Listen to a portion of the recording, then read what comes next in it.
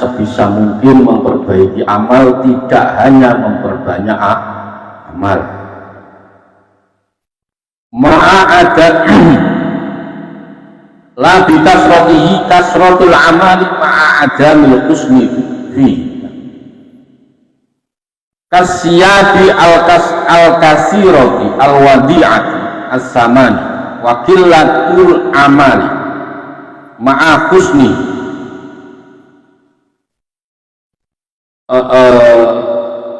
Ya Gusti, kita itu sering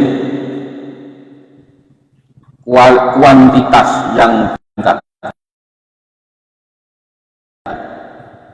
sering mengejar banyak tapi jelek.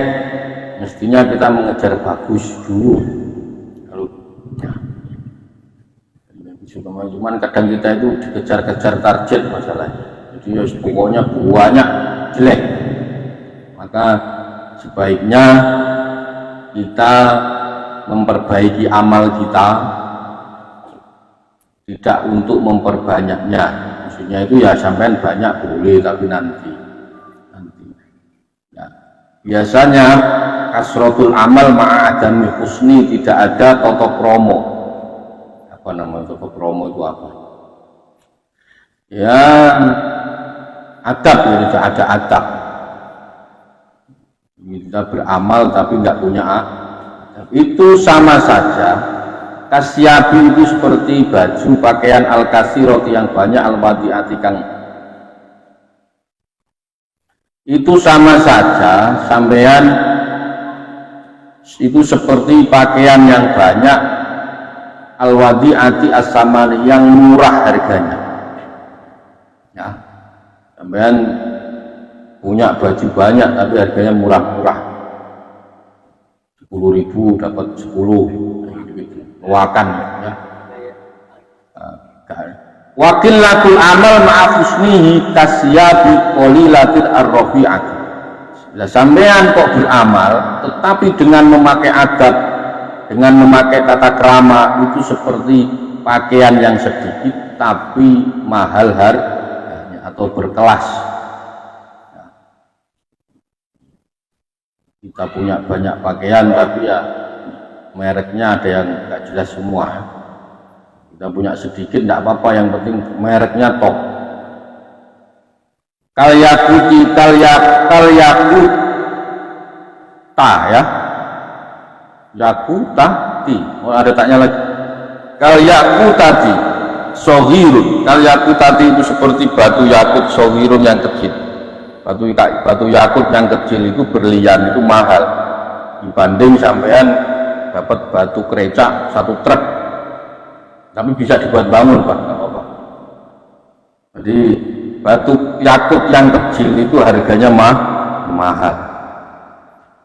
Jirmuha kasirun saman, jirmuha tawi dati atau bentuknya yakut tadi kasirun saman. Jadi batu yakut kecil berharga bendanya tapi mahal harga. Maka sedikit tapi mantap itu lebih baik daripada banyak tapi ngawur. Sedikit tapi mantap itu lebih baik dibanding banyak tapi ngawur. Sekarang sukanya ngejar banyak tapi ngawur. Orang-orang kerja ini kan yang penting kerja target, ngawur semua, jadinya nggak tahu.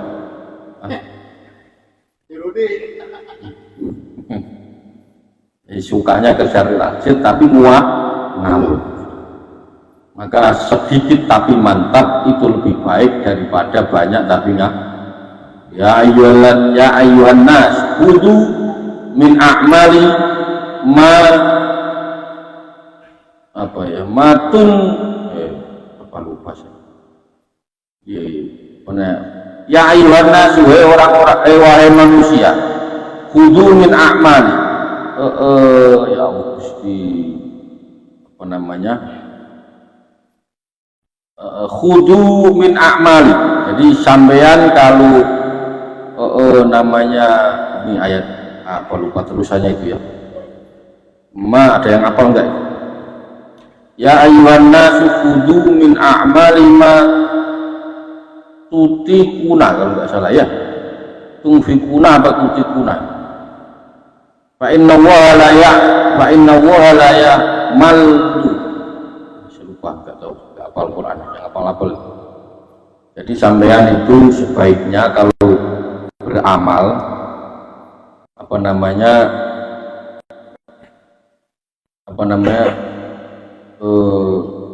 kemampuan atau kemuliaan kita itu harus sesuai, kemampuan kita harus sesuai. Jadi, kemampuan Anda beramal seberapa, jangan terlalu dipaksa, jangan terlalu diforsir, sederhana saja, biasa saja. Amal yang paling dicintai Allah itu wa inna ahabbal a'mal ilallahi madama wa in qala. Jadi amal yang paling dicintai Allah adalah amal yang sedikit tapi terus dikerjakan terus menerus walaupun sedih. Nah, itu dah. Tidak ada amal yang paling dicintai Allah adalah amal yang dikerjakan terus menerus tapi sedih. Itu amalan yang paling dicintai Allah, dikerjakan terus menerus walaupun sedih. Maka yang dinilai yang dinilai adalah bukan kuantitasnya tapi kualitas. Jadi maka siapa yang paling baik amal solehnya atau ikhlas, jadi sedikit tapi mantap itu lebih baik dibanding banyak tapi nggak. Nah, makanya kalau beramal itu ya biasa-biasa aja, malam 2 rakaat, nggak usah sampai 20, 2 rakaat, tapi terus ngaji setengah jam, 1 jam, nggak apa-apa, tapi terus. Faman benar ya, faman istaghala ya qalbuhu billahi wa ala jahu. Saya terangkan yang tadi bahwa sampean memperbaiki amal itu syaratnya yang pertama adalah ikhlas. Jadi kalau sampean sedikit tidak apa-apa asal ikhlas, ini yang pertama, ikhlas. Sebelum ada ikhlas itu punya syarat. Ikhlas ini juga punya syarat yang pertama, ikhlas itu ilmu. Jadi sampean ngomong ikhlas kalau nggak ada ilmunya itu dipertanyakan. Jadi kalau sampean ikhlas berarti tahu ilmunya. Jadi timbangan yang dipakai ukuran ikhlas itu ilmu. Maka ini yang pertama. Jadi kalau sampean ngomong ikhlas itu yang dihitung pertama adalah ilmu. Setelah itu sampean suudon binafsi. Suudon binafsi maksudnya apa? Jangan tidak selalu menganggap diri Anda yang terbaik. Karena apa? Biasanya orang yang amal itu merasa paling ini yang kedua. Maka sampean kalau amal sedikit ikhlas, ya betul ikhlas, tapi ikhlas punya syarat yang pertama ilmu. Sampean mau saya ikhlas, tapi kalau tidak ada ilmunya dipertanyakan. Sampean ikhlas tapi nggak bisa ikhlas merasa paling baik. Ini amal sedikit yang top.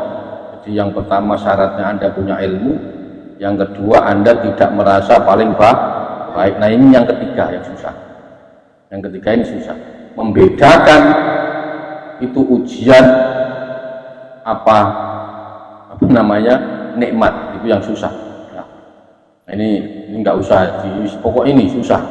Jadi sampai amal itu melakukan amal itu ujian nikmat ya. Tapi pokoknya yang penting 2 itu aja. Sampean ilmunya ada, sampean beramal berarti kalau sholat ya tahu tata cara sholat, kalau zakat tahu tata cara zakat, berbuat baik tahu tata caranya, menolong orang ada aturannya, macam-macam. Nah, maka setelah itu Anda tidak merasa paling baik. Ada yang ketiga ini nggak usah, nanti malah bingung kalau ini gimana. Yang ketiga ini susah, mempunyai kemampuan membedakan amal itu ujian apa nikmat. Ya, kita kan bingung itu gimana, sampai tak tanya. Sampai sholat itu ujian apa nikmat? Bingung sampai. Ya semuanya nggak usah tak teruskan ya. Pokoknya itu. Yang pertama adalah ilmu. Kita beramal harus punya ilmu. Karena semua amal yang tidak didasari ilmu ditolak. Amal yang tidak ada ilmunya ditolak. Nah, orang merasa paling baik, ya masalah kan. Sampai beramal terus merasa paling baik, ya masalah kan. Maka kuncinya itu, pokoknya sampai beramal kalau ingin mengikuti adab-adabnya, yaitu ilmu. Ilmu itu maksudnya gimana? Ya aturan mainnya yang sudah dikabarkan, sudah diajarkan oleh baginda Nabi Muhammad SAW. Aturan mainnya kayak gitu. Jadi sudah ada konsensusnya di cara sholat yang benar, terus cara azan yang benar. Soalnya Mbak Dadang kalau azan itu aneh-aneh. Allahu Akbar, Allahu Akbar, tangannya begini-begini, aneh-aneh. Maka yang sudah konsensus yang sudah diajarkan oleh baginda Nabi Muhammad Shallallahu Alaihi Wasallam. Faman istaghola, faman barang siapa istaghola yang sibuk, barang siapa yang hatinya disibukkan. Faman istaghola qalbuhu billah, barang siapa yang hatinya disibukkan hanya kepada Allah. Wa ala jahu, lan mulosoro itu apa ya? Mengobati, merawat. Wa ala jahulan merawat. Mimma yakra'u alaihi, mimma sangking barang. Yakra'u kang teko pemma alaihi ing atase qalb minal hawa sangking hawa nafsu. Barang siapa yang hatinya disibukkan hanya kepada Allah dan merawat hatinya dari kesenangan hawa nafsu, ya hawa nafsu ya yang masuk datang ke hati. Karena afdalu mimman yuksiru minas sholati was shaumi. Orang tadi lebih utama dibanding orang yang memperbanyak sholat dan memperbanyak puasa. Sampean hatinya kok selalu ingat kepada Allah dan merawat hatinya untuk tidak senang mengikuti hawa nafsu, maksiat-maksiat kejelekan tidak Anda ikuti, tidak Anda lakukan, sampai menjaga suudzon, menjaga ujub, riya, dengki. Jadi ketemu orang tidak berprasangka buruk, macam-macam itu lebih baik dibanding Anda memperbanyak sholat dan memperbanyak puasa. Maka hati itu paling penting, sampean jaga hatinya. Jadi orang yang mampu menyibukkan dirinya kepada Allah, jadi dia selalu mengingat Allah. Sesuatu yang engkau cintai pasti akan sering engkau ingat. Kalau Anda mengaku Anda mencintainya, berarti Anda akan sering mengingat. Nah, setelah Anda mengingat, Anda merawat hati dari kesenangan hawa nafsu. Kepingin ini, kepingin ini, kepingin ini, kepingin ini. Nah itu ditahan, diempet. Maunya ini, maunya ini, maunya ini. Ditahan, diempet. Ditahannya ditahan itu ya ditahan ya. Ini bahasa Jawa itu diempet, ngempet. Ini hakikat hidup itu ngempet. Nah, ngempet sedih, ya, ngempet susah, ngempet seneng. Jadi dia bahagia tapi ditahan, dia sedih tapi ditahan, dia pengen ini ditahan. Nah, itu hakikat hidup itu. Maka sampean kalau bisa ngempet pasti selamat dunia akhir. Ngempet, intinya ngempet. Pengen marah tahan, kita pengen ini ditahan, pengen ini ditahan.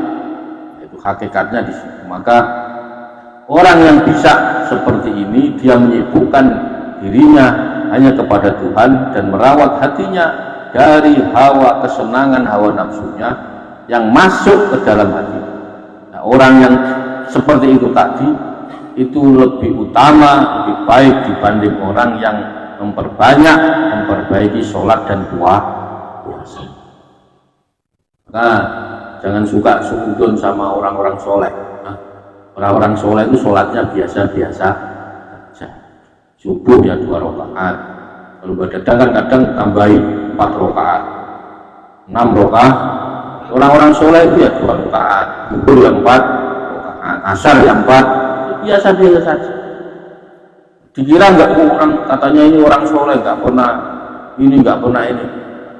Hatinya, hati orang-orang soleh itu hatinya yang istimewa. Maka orang yang seperti itu sudah ada dalilnya jelas. Orang yang bisa menahan hatinya tadi, menyibukkan hanya untuk mengingat Allah, itu lebih baik dibanding orang yang banyak sholatnya, banyak puasa. Misaluman sholata bighairi huduri. Ini tambah susah lagi, pokoknya sholat. Misaluman,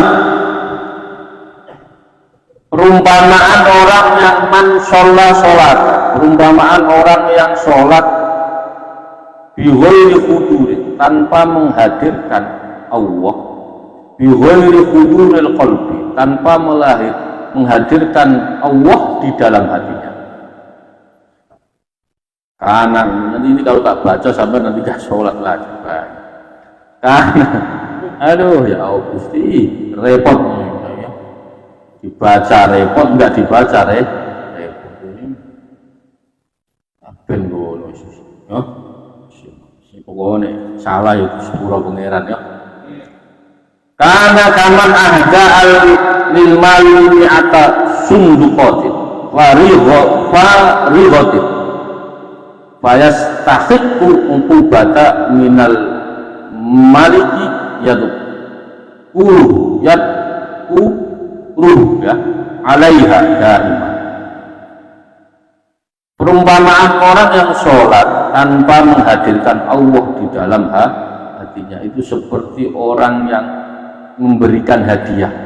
Kaman ahda, kaman itu seperti orang ahda yang memberikan hadiah atau upeti lil maliki kepada rajanya, mi'ata sunduqatin 100 peti farigotin tapi kosong.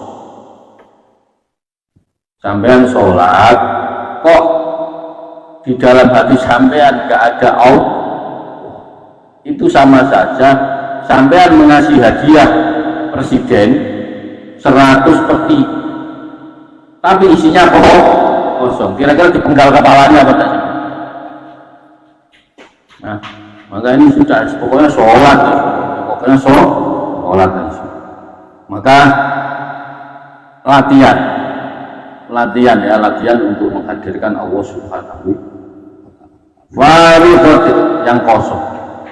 Wa yastahiqu mongko ngekai al-uqubati ing siksa minal malik sangi raja yadquluhu alaihi. Maka sampeyan menghadai raja 100 peti kosong, tidak ada isinya. Maka orang yang seperti tadi itu pantasnya adalah dipenggal kepalanya. Raja kok ditipu. Sampean sholat tidak menghadirkan Allah di dalam hati, itu sama saja sampean ngasih upeti raja tapi kosong. Jangankan ke raja, sampean ngasih badadang rokok 10 pak ternyata dibuka nggak bungkusnya doang, pasti berdan marah. Nah, apalagi ini sampai hadiahkan kepada maka latihan, kalau sholat latihan Allahu Akbar. Jadi kalau pas takbir Allah, mulutnya mengucap Allah, tangannya diangkat, di hatinya niat wa usolli fardhu, itu harus muktarin, harus bersama. Nanti lama-lama lah bisa. Nah, lama-lama bisa. Pokoknya yang penting istiqomah terus, nanti ketemu. Nah, pasti ketemu. Jadi ya sudah, ya pokoknya begitu ya. Waman sholat bihuduril qalb, waman orang yang sholat, orang yang sholat bihuduril qalb, orang yang sholat dengan menghadirkan Allah di hatinya. Jadi saya di pondok ini, Gus sholat aja masih jarang-jarang Gus. Ya pokoknya sholat. Nanti lama-lama hadir sendiri. Nanti sampai nanti lama-lama terisi sendiri. Aman sholat bihuduril qalb, orang yang sholat dengan menghadirkan Allah di hati. Karena kaman ahdalahu yaqul tatilah ya usawi al-fadinari fa inna al-malika yadkuruhu alaiha dari. Jelas, orang yang sholat dengan menghadirkan Allah di dalam hatinya itu seperti orang yang memberi hadiah kepada raja berupa yakut yang harganya mencapai 1000 dinar. Maka sudah sepatutnya ketika raja diberi hadiah, ya pasti yang memberi hadiah itu akan dikasih macam-macam sama karena hadiahnya jelas tidak idza dakhalta bis sholat. Pokoknya ini yang penting sampai istiqomah aja, semua sholat. Jadi idza dakhalta bis sholat, idza dakhalta tatkalane mlebu sira, tatkalane Anda masuk bis sholati ing dalam sholat, fa inna kamu kosdune sira tunaji iku apa ini berbisik ya sira Allah subhanahu wa ta'ala. Jika Anda masuk dalam sholat atau Anda mengerjakan sholat, hakikatnya sesungguhnya Anda sedang berbisik, sedang bermunajat, sedang melaporkan laporan kepada Allah subhanahu wa ta'ala. Jadi sampean itu kalau sholat hakikatnya sampean sedang laporan, anggap saja sampean laporan habis melakukan tugas ya, seharian dari jam sekian sampai jam sekian. Itu hakikatnya kita ini lapor, ngaturake pematur ya laporan, bermunah wa tukallimu rasulahu, dan Anda berkomunikasi dengan baginda Nabi Muhammad sallallahu alaihi wasallam. Jadi sampean itu sholat itu komunikasi sama baginda Nabi Muhammad sallallahu alaihi wasallam. Maka ya bingung ya. Jadi anaka terus tulis sira. Takul iku ngucap sira assalamu alayka ayyuhan nabi wa rahmatullahi wa barakatuh. Sampean mengucap assalamu alaika. Kalau dalam bahasa Arab assalamu alaika itu berarti orang yang ada di depanmu. Dalam grammar bahasa Arab kalau sampean bilang assalamu alaika itu berarti orang yang ada di depan.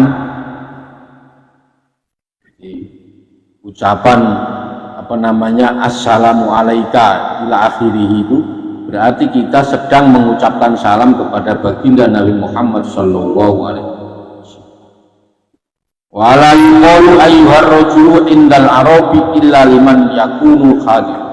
Ucapan ayyuhar rajul menurut orang Arab ya, yuqalu ayyuhar rajul indal orang menurut orang Arab illa liman yaqulu hadir, tidak diucapkan kecuali kepada orang yang hadir, berada di depan, di hadapan kita. Maka hakikatnya sampean pas sholat itu hadap-hadapan sama baginda Nabi Muhammad Shallallahu Alaihi Wasallam. Maka ya jangan cepat-cepat, jangan cepat. Hakikatnya kita ini sedang komunikasi, sedang ngobrol dengan baginda Nabi Muhammad Shallallahu Alaihi Wasallam. Kayak ya yang dienak, ya kayak sampean datang ngetuk pintu, assalamualaikum, salam, dibukain pintu, oh duduk dulu silakan, duduk, dibikinin kopi, bikinin teh, kan, ya kan enak, ya.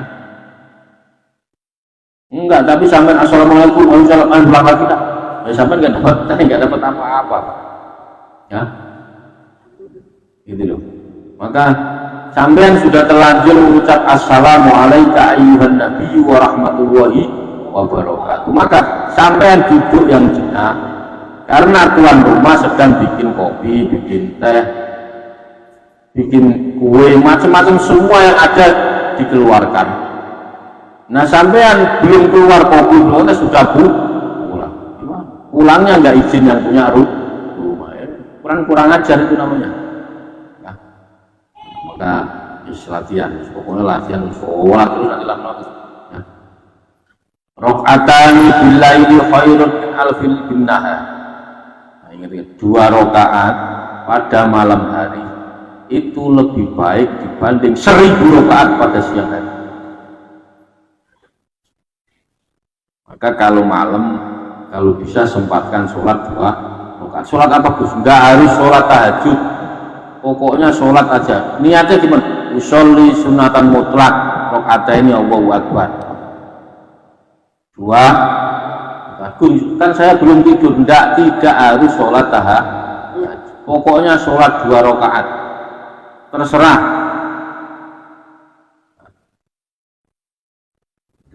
Biasakan begitu. Udah 2 rakaat saja, tidak usah banyak-banyak, yang penting mantap. Wa anta utawi sira la tusolli iku ora sholat sira ing dalem rokaat, ya, ada bi-nya ing dalem ler rakaataini ing rong rakaat illa litajida angin supaya nemu sira dalika ing mengkono-mengkono salat fi mizalika ing dalem timbangan sira. Kamu melakukan sholat pada waktu malam supaya kamu bisa melihat apa? Sholatmu ada di timbangan amalmu, posisinya, ya. Ka afdholus sholat ba'da sholat mafruḍ sholatul lail. Sebaik-baiknya sholat setelah sholat fardu adalah sholat malam. Maka di sholat isya kalau bisa 2 rakaat isya jangan ditinggal. Habis sholat isya, ba'diyah isya jangan ditinggal. Yang lain tinggal gak apa-apa. Isya sama subuh isya 2 rakaat sesudah 2 rakaat sesudah isya, 2 rakaat sebelum subuh. Nah, itu kalau bisa jangan ditinggal. Setelah isya 2 rakaat, pada isya 2 rakaat ditutup 1 dengan wahal tastari abdan illa li khidmati hal ra'aita abdan yustaro liyakula, ya, al yakula wal yakula liyakula wa yanama ma anta illa abdun usturiyat wahal tastari ana ta tuku sira abdan ing kawula ing budak illa li khidmati angin krana arai untuk melayani atau khidmah. Hal ra'aita ana ta utawi sira ra'aita iku hal ra'aita ta ningali sira, ya, abdan ing budak yustari kang dituku li akula dienggo mangan wayana malanku.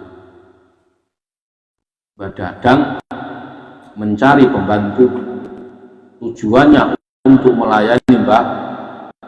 Terus ternyata pembantu ini isinya makan tidur. Itu pertanyaannya, lama-lama dipecat apa enggak? Kita itu mencari pembantu, mencari tujuannya supaya untuk melayani khidmah kepada kita. Apakah kita pernah tujuan membeli atau mencari pembantu untuk tujuan makan dan minum, dan makan minum, tidur, makan minum? Kita itu hakikatnya sudah diberi oleh Allah Subhanahu wa ta'ala. Ma'anta il abdul usturita ya. Yat apa ta? Tak ya.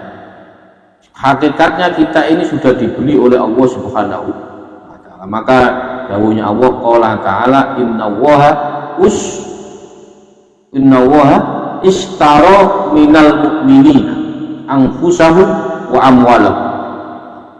Maka inna allaha sesungguhnya Allah membeli dari orang-orang mukmin ya, anfusahum, dari orang baik diri maupun harta mereka. Di hakikatnya diri kita, harta kita itu sudah diberi oleh Allah Subhanahu wa ta'ala. Maksudnya apa? Sampeyan dikasih harta, dikasih macam-macam itu ternyata tidak 100% buat diri Anda. Ada bagian-bagian orang lain. Ternyata enggak 100%. Kita diberi kesehatan itu ternyata juga tidak 100%. Ada bagian-bagian orang lain. Maksudnya apa? Tenaga Anda untuk menolong orang lain, harta Anda untuk menolong orang lain, untuk zakat, untuk sedekah, tenaga juga sama. Berarti hakikatnya kita itu tidak 100%. Maka ketika Anda dikasih harta, dikasih kesehatan yang tidak 100% ini, kok tidak Anda tularkan kepada yang hak? Maka ya dampaknya kepada diri kita sendiri. Sampean punya kekuatan gagah tapi tidak pernah bantu orang, bahaya itu, sangat bahaya. Sama kayak orang punya harta tapi tidak pernah sedekah, tidak pernah zakat. Hakikatnya kita ini sudah diberi oleh Allah Subhanahu wa ta'ala dengan apa? Dengan nanti kita diganti surga. Anfusahum wa amwalahum bi anna lahum jannata yuqatiluna fi sabilillah. Sampai nanti diganti surga semua. Uang Anda yang sekarang Anda ini nanti diganti surga. Kekuatan Anda, badan Anda yang sekarang, pikiran Anda, sampean punya pikiran membantu orang yang susah mikir, semuanya itu hakikatnya tidak ada yang 100% untuk kita. Maka itu semua sudah dibeli oleh Allah Subhanahu wa ta'ala, nanti akan diganti, diberikan surga. Yuqatiluna fi sabilillah, orang-orang yang berperang di jalan Allah. Faqatiluna wa yuqtaluna, fayaqtuluna wa yuqtaluna, sehingga mereka membunuh dan terbunuh. Maksudnya membunuh dan terbunuh ini adalah sampeyan ketika dikasih harta ini digunakan dengan baik apa?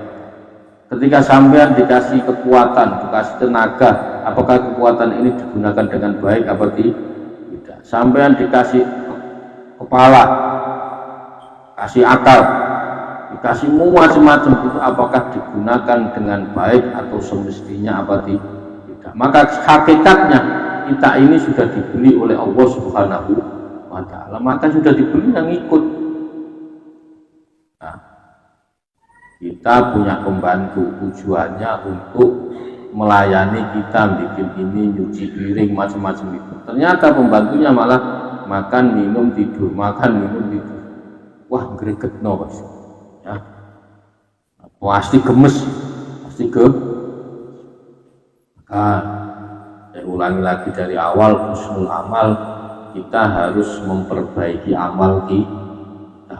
Amal-amal kita ini, kita sudah sholat, ya betul, kita sudah sholat. Tapi kalau bisa sholatnya diperbaiki, maksudnya diperbaiki gimana? Ikhlas.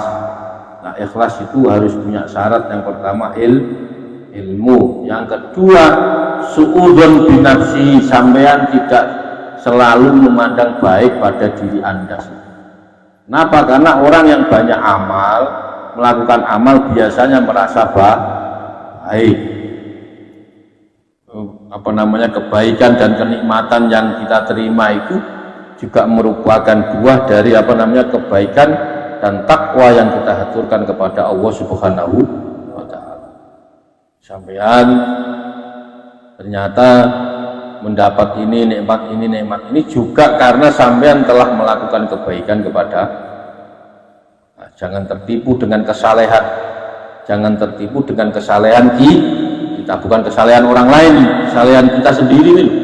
Kita sering ketipu dengan kesalehan kita sendiri. Ujung-ujungnya nanti membanggakan diri di hadapan Mbak Dadang,